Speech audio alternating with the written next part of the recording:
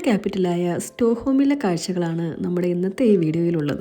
ഞങ്ങൾ താമസിക്കുന്ന ഹാംസ്റ്റണിൽ നിന്ന് സ്റ്റോക്ക്ഹോമിലേക്ക് 5 hours ജേർണിയാണ് ട്രെയിനിലുള്ളത്.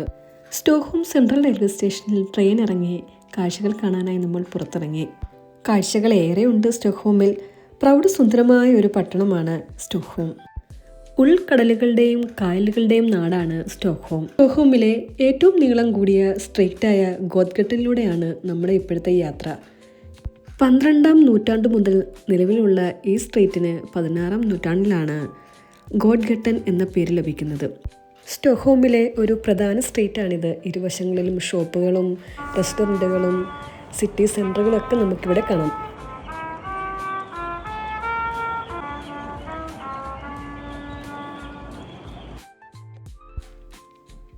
സ്റ്റോക്ക്ഹോമിൻ്റെ പഴയ നഗരഭാഗം സ്ഥിതി ചെയ്യുന്ന സ്റ്റാഡ്സ്ഹോമിലേക്കാണ് നമ്മുടെ ഈ യാത്ര. സ്റ്റോക്ക്ഹോമിൻ്റെ ഒറിജിനൽ സിറ്റി സെൻറ്റർ എന്ന് തന്നെ പറയാം. ഗാമൽസ്റ്റാൻ എന്നാണ് സ്വീഡിഷിൽ പറയുന്നത്. പഴയ ടൗൺ 13ാം സെഞ്ചുറിയിലുള്ള ഒരു ടൗണാണിത്.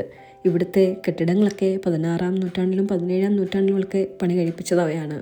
ഇവിടെ നമുക്ക് നോബൽ പ്രൈസ് മ്യൂസിയം കാണാൻ സാധിക്കും. അതുപോലെ ഒരുപാട് പഴയ റെസ്റ്റോറൻറ്റുകളും ഷോപ്പുകളുമൊക്കെ ഇവിടെ കാണാം. ഇതാണ് റിദാർഹോൽമൻ ചർച്ച്. റിദാർഹോൽമൻ ഐലൻഡിലാണ് ഇത് സ്ഥിതി ചെയ്യുന്നത്. 1807 സഭ പിരിച്ചുവിട്ട് ഇന്നിത് സ്വീഡിഷ് രാജാക്കന്മാരുടെ ശവസംസ്കാര ചടങ്ങുകൾക്കും കൂടാതെ സ്മാരക ആവശ്യങ്ങൾക്കും മാത്രമായി ഉപയോഗിക്കുന്നു. ഇതാണ് സ്റ്റോക്ക്ഹോം സിറ്റി ഹാൾ. ഇവിടെ വച്ചാണ് എല്ലാ വർഷവും ഡിസംബർ 10ാം തീയതി നോബൽ പ്രൈസ് സമ്മാനം വിതരണം ചെയ്യുന്നത്. ഒരുപാട് മ്യൂസിയങ്ങളുടെ നാടുകൂടിയാണ് സ്റ്റോക്ക്ഹോം. ഇതാണ് സ്റ്റോക്ക്ഹോമിലെ ഫോട്ടോഗ്രാഫി മ്യൂസിയം. ഉൾക്കടലുകളാൽ ചുറ്റിപ്പെട്ടാണ് സ്റ്റോക്ക്ഹോം കിടക്കുന്നത്.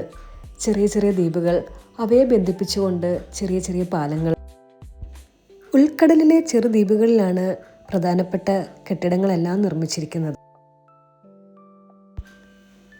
ഇതാണ് സ്വീഡനിലെ പാർലമെൻറ്റ് ഹൗസ്. 1897 മുതലുള്ള 8 വർഷം കൊണ്ട് നിർമ്മിച്ചവയാണിത്.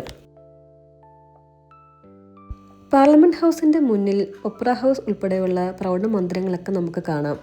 ഉൾക്കടലിൽ മറ്റൊരു ദ്വീപിൽ സ്ഥിതി ചെയ്യുന്നത് ഇത് നാഷണൽ മ്യൂസിയമാണ്.